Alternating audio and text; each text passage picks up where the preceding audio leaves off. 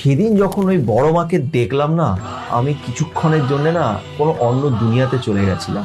আমার গায়ে কাঁটা দিয়ে উঠেছে আর আমার চোখ থেকে জল বেরোতে লেগেছে।